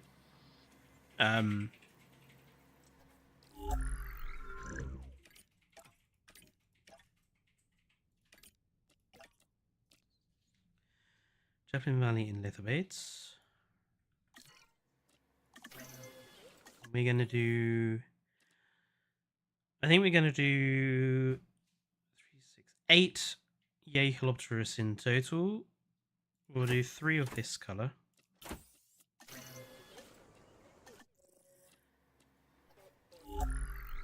Yes, unfortunately, as much as I would love to do Baldur's Gate with Dane and Fallout, Dane's work, he's basically having to run the whole place by himself all month. So he basically is always permanently exhausted at the moment. So that's why there hasn't been anything with Dane for a while. It's literally because of his work. Like, it's taking up so much time.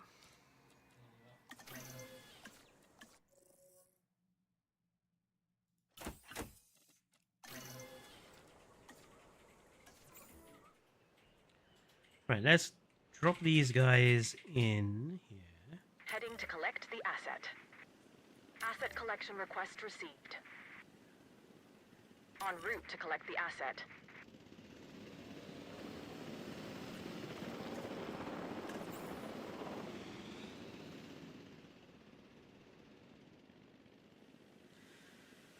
But yeah, obviously, like, the Isle is going to be played. This will be played. 2 Point Museum will be played. Grip, SnowRunner.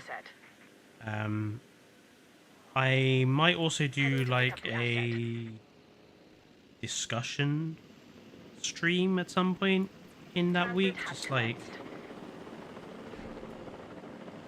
find a topic of some sort that we can talk about. Understood.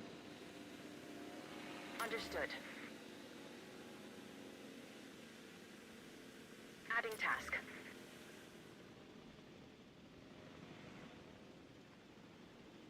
I might also, I have been considering doing a Fallout New Vegas playthrough, so I might start that as well.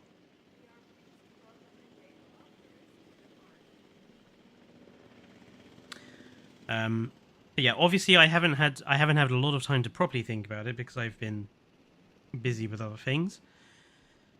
Asset transportation underway. So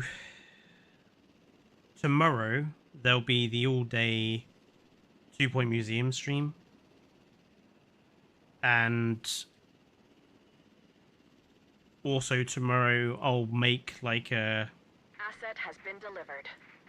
Like what I also always do, which is like a thing that tells you what's going to be played on what days and timings, etc. in the community posts.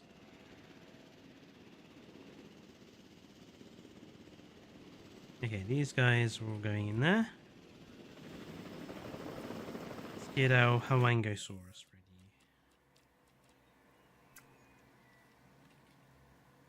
I really should use this more often.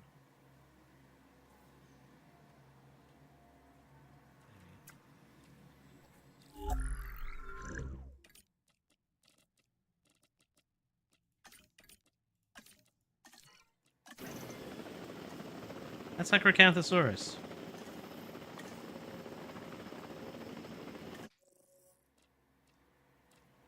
I asked for Hwang.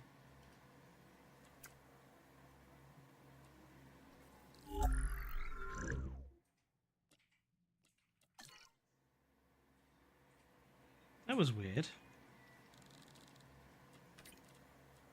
Transportation under. I have 2 of that. 2 of Killian Mountain and Pulkrana.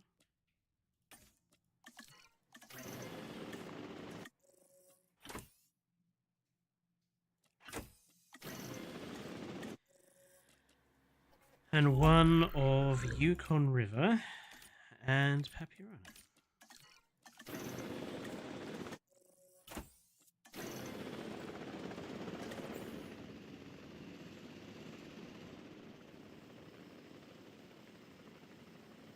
Confirming task.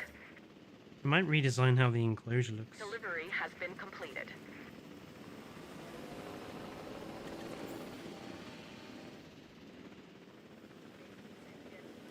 No problem.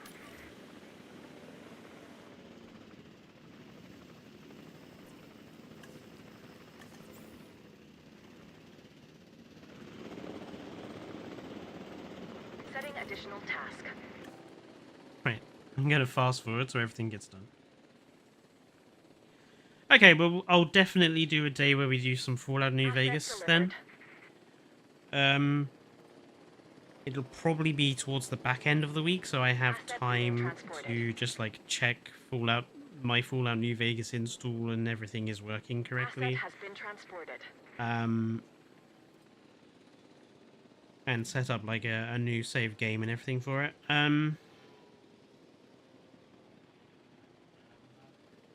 It's already modded. That's the point. And I'm actually quite comfortable with the Asset level of mods I transportation already in have on it, progress. so... Delivery complete.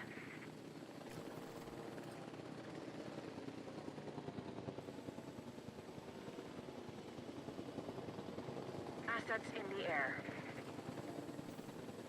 And that is a story for another day. Asset transportation complete. Transporting asset.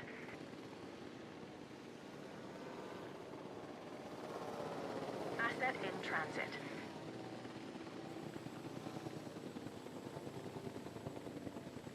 Asset transported.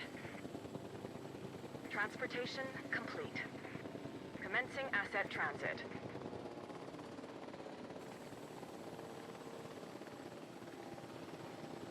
Confirming asset delivery.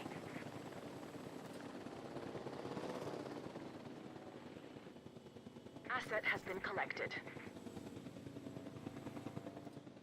There shouldn't be any guests. The park is closed.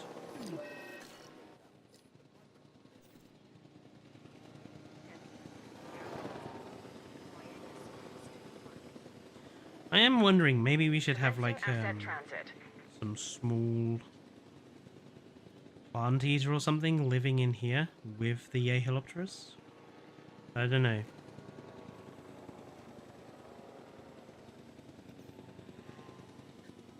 Asset delivery confirmed.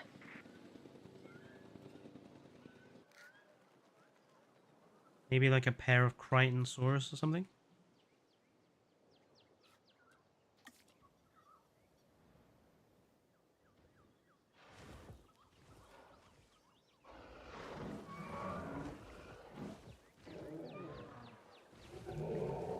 Right here, example of a limitation. Same social animation being played by both groups of animals at exactly the same time. That's so dynamic, you guys! Could you tell I was being sarcastic?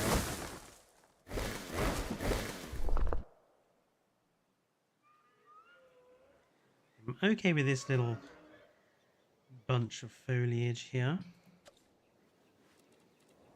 I think it needs something to make it...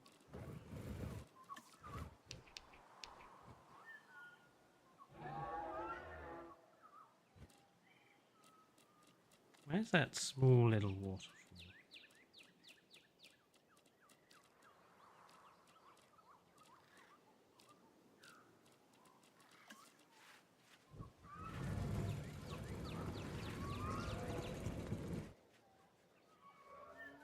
For a small waterfall, this turned out to be bigger than anticipated.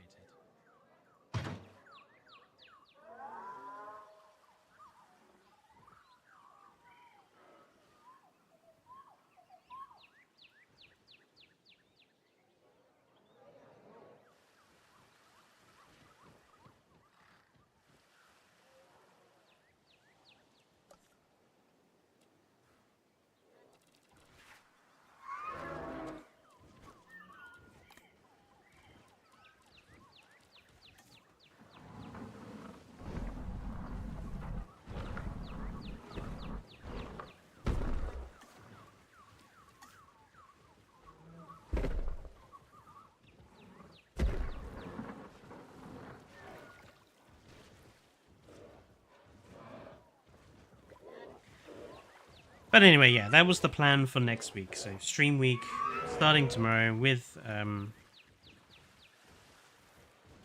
2-point museum all day. We're going to continue with the museums we started building the other day. Like I say, we'll start about 2 o'clock British time, maybe 1. Go till about 5. There'll be a break between 5 and 7 for dinner and stuff. And then 7 o'clock till about 9, 10 o'clock.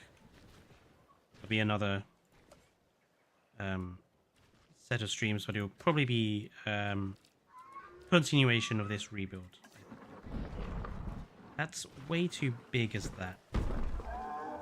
Let's grab it, shrink it down. That's a little more manageable, I think.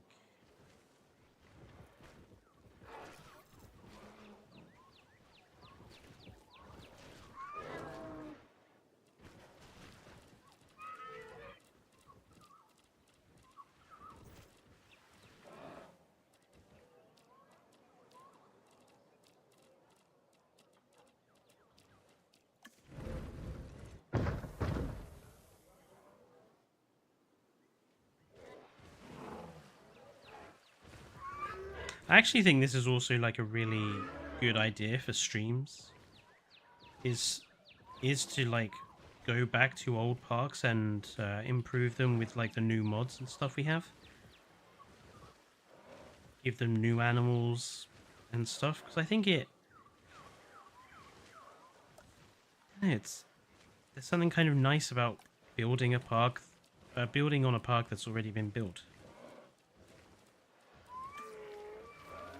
Don't have to mess around building the park because I've already done that. So what I can do is just spend some time making the park look better.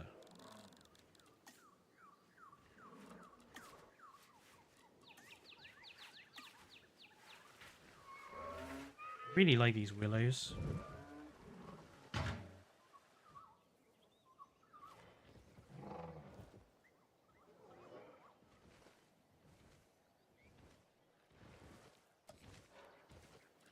I think I can add another one over here.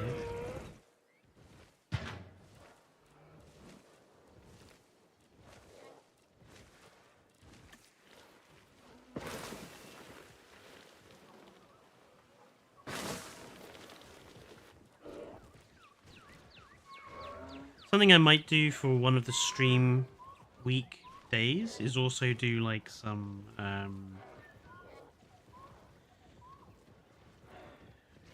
like Jurassic, just general enclosure building, like Evo was doing yesterday with like building an enclosure in the amphitheater.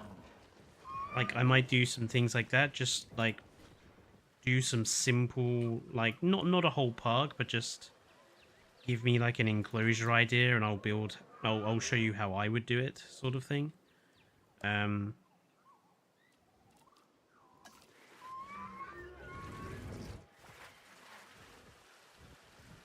I think some people would like that.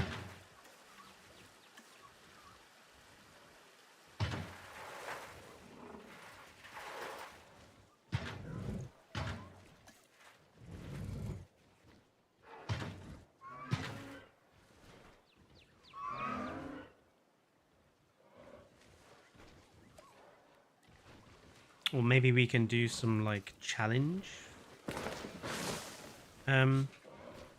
builds, like I'll give myself like a time limit and see how good of an enclosure I can make within the time limit.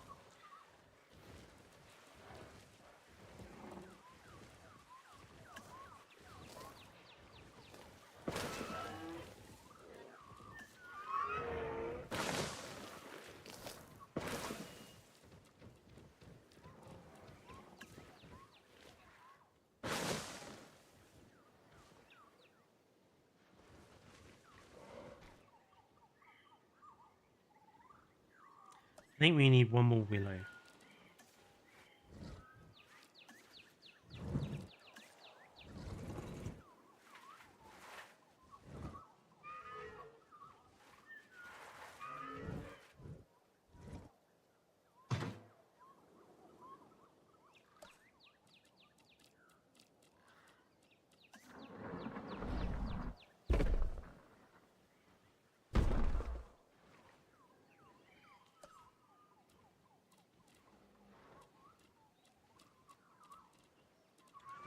do with some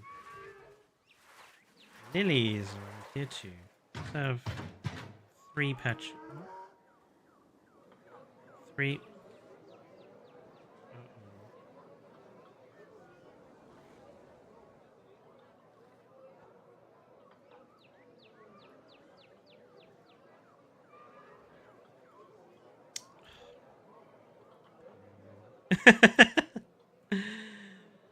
Oh, bugger.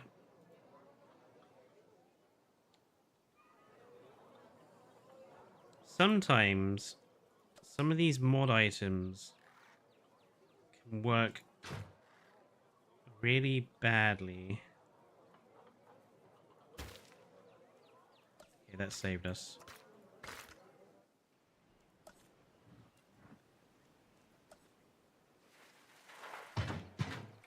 Put them in the water miles away from anything. There we go.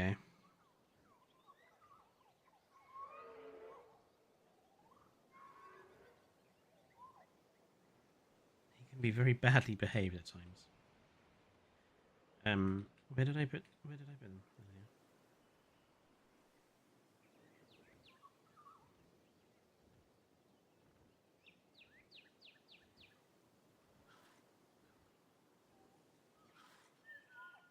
Patch there. And maybe another patch under here.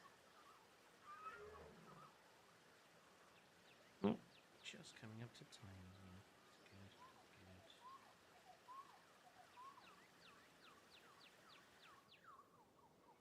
That's good. That's nice. I think that looks a lot nicer than it did before I did that, actually. More or less happy with the rest of this. Might try and give them some shade over here, but I think that looks really nice. And I think this is looking definitely better with some changes. Definitely. Right, well, like I said, we'll probably be continuing this on tomorrow during the second part of the all-day stream. But like I say, so tomorrow from about 2 o'clock British time, I'll be going back to 2 Point Museum and playing through some more of the campaign as day 1 of stream week. So I hope to see as many of you throughout the week as possible. And I hope, you'll have a good rest of your Sundays. Do check out the retrospective video if you haven't finished watching it. Because every little helps. And I'll see you guys tomorrow. Until then, enjoy the rest of your Sundays. Stay safe. And good night.